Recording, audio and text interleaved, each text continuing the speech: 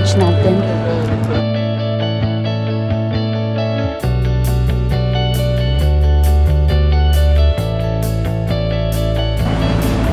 Dito tayo ngayon. Ayan. Char. Ito yung mga options nila. So, dito sa airport na to sa Barcelona, meron silang options na ganito. Ito yung pinakagusto ko kasi mahilig ako sa healthy. Ito yung na-order ko. Ayan. And ito din.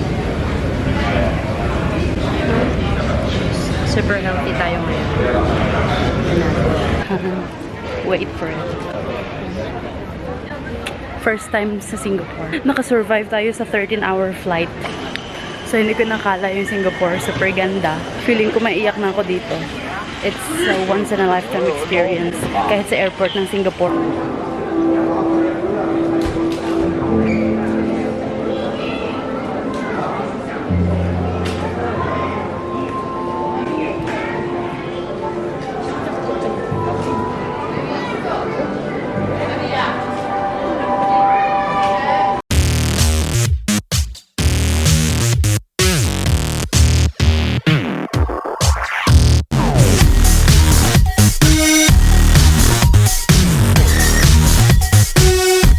And this is the room. Ayan. Oh wow, may kitchen din sila. I love it. That's how it looks like. And that's me. Ta-da! Let's check the view. Ayan na! Good morning. Kanina, sa breakfast namin, pumunta kami ng Starbucks. I'm sorry I wasn't able to vlog yesterday because we went to my cousin's para iwan yung malalaking maleta namin doon. Kasi today, we are going to Boracay! I'm so excited. Sana hindi maalon kasi first-timers. Pag first time kasi, ako kasi pag pupunta sa isang lugar, lalo na pag first time ko, lagi akong nini-nervous. Sana hindi tayo nervous din mamaya sa, sana hindi maalon, sana chill lang yung weather. Mas gustuhin ko pang mainit kaysa sa maulan. Yeah, so I'm so excited. We are now at the airport.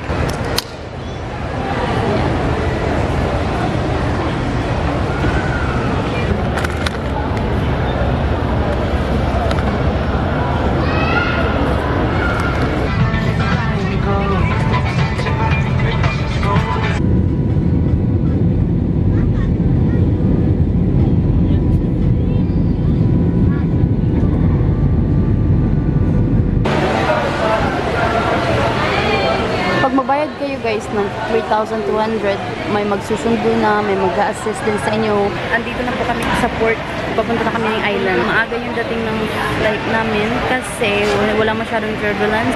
Yung binayad namin is 3,200 for 2 persons. For 2 persons, it's not that bad. Including lahat na yun. Pati yung paghatid nila sa hotel, pag-pick up sa hotel, lahat na yung van, bangka, hindi ka na masyadong stress.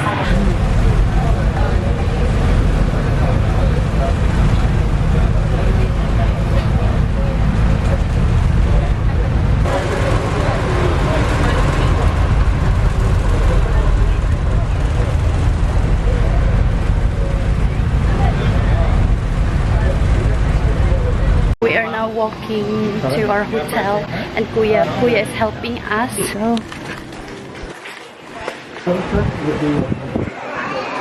Boracay one.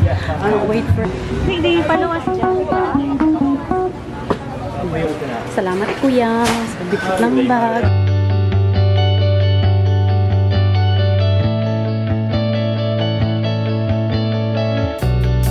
May pa cucumber juice sila. Can I have your signature here? So this is our room.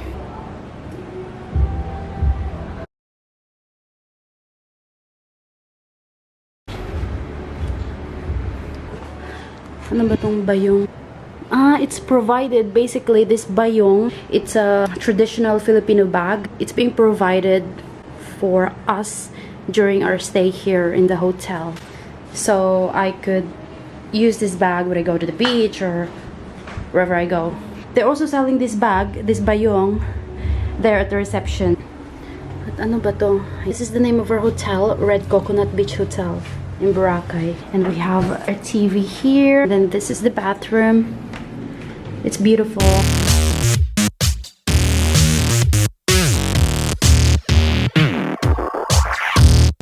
I can't believe, I'm really happy that we're in Boracay. I think I am just going to prepare muna ako sa sarili ko, magpaganda, kasi I can't wait na mag-vlog ulit. Lalabas kami, mag-vlog, at titignan ko ano yung dapat puntahan. Bibili rin kami ng sunscreen kasi wala na, hindi talaga ako nakapag-sunscreen kanina, so kailangan ko maghanap ng sunscreen. At sa labas, habang mainit pa, kasi hindi natin alam yung weather bukas, kung uulan, kaya mas okay na makapag-vlog ako ngayong hapon bago ang kalamidad bukas. May pa-terrace din sila. Kita yung pool. There you go. So, it's perfect in the morning. When you wake up in the morning, have your coffee while sitting there looking at the pool. Good evening. This is my outfit. Match with this cute little bag.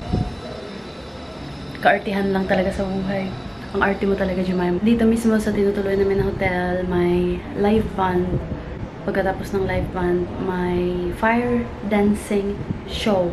Since hindi na ako pwedeng kumain, charot, hindi ako nagda-diet. Wala lang kasi bukas magbibikini na ako. Nag-decide ako na hindi na ako kukain tonight. Kaya magli-liquid na lang ako. Kahit anong liquid. Pwede ako uminom ng kahit anong. I think magka-cocktail ako. Kahit isa o dalawa lang, tapos bago matulog. Kasi bukas maaga kami 9 AM para sa activity na gagawin namin.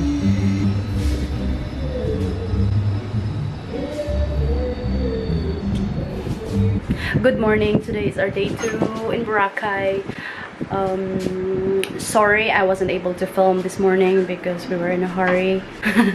Kasi nagising ng super late. Kaya hindi pa ako nag-breakfast hanggang ngayon. Okay lang kasi kumain ako kagabi. Sanabi ko nga sa sarili ko, pagkakain ako ng alas 9 o kahit 10 PM na, hindi talaga ako magbe-breakfast. Supposedly hanggang mamaya pa. Pero nag-aya yung kasama ko, nakakain na kami kasi gutom na daw siya. Hindi makakain po wala ako, char. Kanina, sinundo kami ng personal tour guide namin. Super bait. He's a Filipino. His name is Kuya. I don't know his name. I forgot. Tas nag-helmet diving. I really, really love it. Hopefully one day, makapag-scuba diving ako for real. Kasi tinry ko lang kanina kung pwede ba ako o kung kaya ko. Para next time, mag-scuba diving ako. Okay.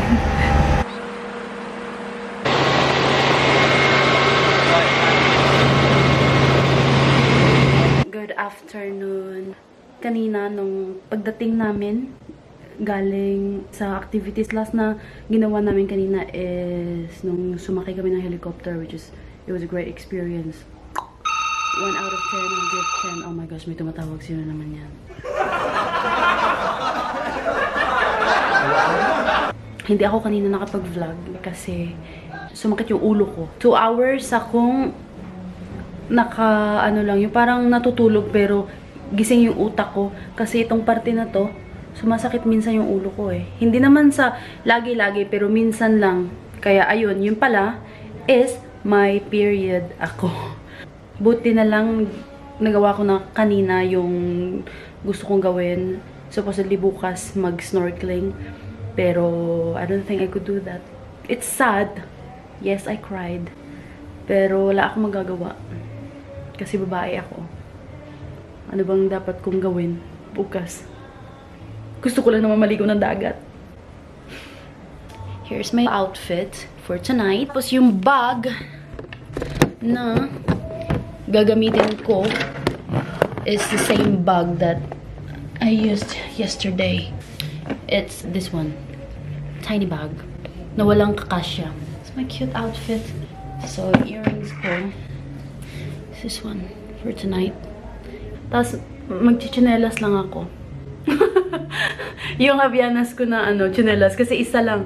Itong trip na to, super minimalist talaga yung trip na to. Kasi yung dinala ko lang na chinelas, isa sa lahat ng activities na ginawa ko. Isa lang talaga yung wala akong sapatos, walang ibang chinelas, wala.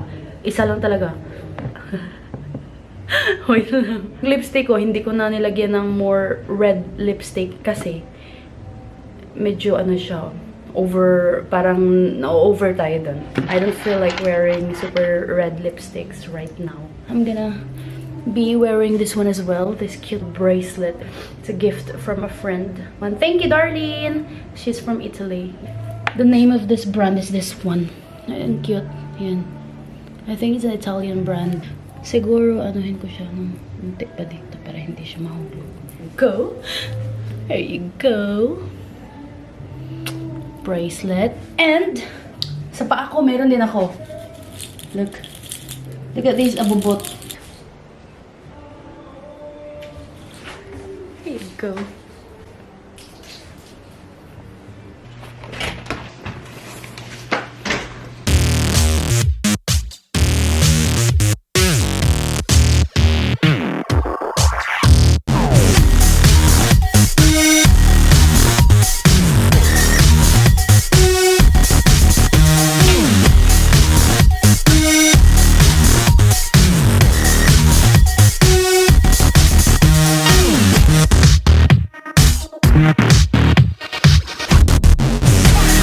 Hi, I'm just gonna quick do a video kasi wala na kaming time at kailangan ko nang umalis kasi malilate na kami kasi kailangan ko pang kita yung mga cousins ko. Ayan, so this is my outfit.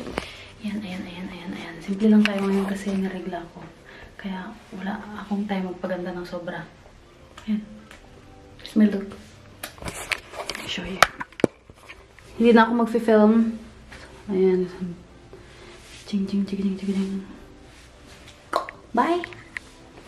Good morning! Today, nagising kami ng late.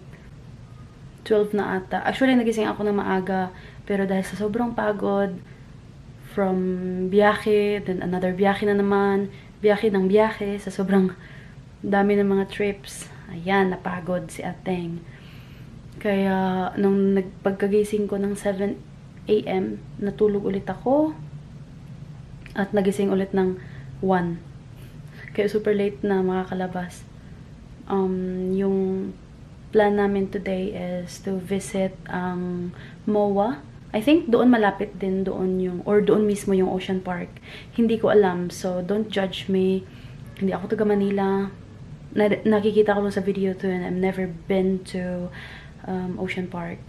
So hopefully makakuha kami ng ticket at sana bukas din sila until hapon. Para makapunta rin ako sa, yung parang nasa picture na yung malaking aquarium, ganon. This is my outfit for today. Magmamanang biday tayo. Ayan. Oh my gosh, I know, sunog bandang dito ko dahil sa init. Nung nag-Boracay kami, sunog na sunog yung mga pisngi ko. At saka yung braso ko, nagka-sunburn. Today, I'm gonna be using Coach bag. Ayan. Super simple lang ng outfit natin, manang biday. Sana makalakad. Tapos mag-sleepers lang ako. I have been waiting for this trip for so long, for months. I can't wait pumunta sa Manila Ocean Park because I've never been there. Hello! So, nakarating na kami. Time check, it's 8:41. Ayan. Nung pagpunta namin ng MOA, guess kung ano yung binili ko. Oh my gosh, I'm so excited. Look what I bought. I couldn't help myself. Well, the other one, this one, I bought it, and the other one, my boyfriend bought it for me. I'm so happy. I bought this one for myself, and then he felt sorry because I wanted more Labubu. Thought I was joking, but I actually did it. And, of course, every time I visit Philippines, I always buy something from Dior. Look, my Labubu. Look. The other one, ayan. I wanted to buy the crying baby, pero wala. And the last one, my boyfriend bought it for me. As always, the Rosy. Last time na pumunta ako sa Pilipinas, yung binili ko lipstick from Dior. That was my first ever lipstick from Dior. It's not like we don't have Dior in Spain. Good evening. So sad kasi last day na namin to. Bukas na yung flight ko pa uwi. ng Europe. How I wish pwede pa stay dito sa Pinas ng mas matagal-tagal. Pero nga dahil sa mga responsibilities natin sa buhay, kailangan nating umuwi. Ayun. So, just sad. I don't know. I had a good time with my cousins. Right now, parang, alam mo yung feeling na maiiyak ka na lang. Dahil sobrang happy ka. 2 weeks ago, I was so excited. Especially nung nagland na yung plane hanggang sa nag-Boracay at nakarating dito. And then, bukas pa uwi na naman tayo. Back to normal na naman. So sad. Well, at least nag-enjoy tayo at marami ako nabili. Yun lang. I just wanna say, especially to my cousins na pag pinanood nila to, thank you so much Tita Bading for everything in July. And sa lahat-lahat ng mga kapamilya, hindi ko man kayo, although hindi ko man kayo na-meet lahat, pero thank you. Love you all so much. Actually, yung mga binili ko na yan yung mga nabili kong fridge magnet. I can't believe, pabalik na ako ng Europe. Carry natin to. Gusto ko lang umiyak. Ang dali lang ng araw. Ewan ko ba? Dali lang talaga, super. Ilang days din yung nakapag-vlog ako, Hindi ko nga lang dinadala yung mga camera ko sa labas, pero sa mga outfits o sa mga ko sa buhay, binavlog ko. Please, to those who's watching this video, I really hope you guys follow me on Instagram kasi sa mga outfits, sa mga trips, at sa mga tips sa buhay, lagi ako nag-upload doon. Love you guys and thank you so much.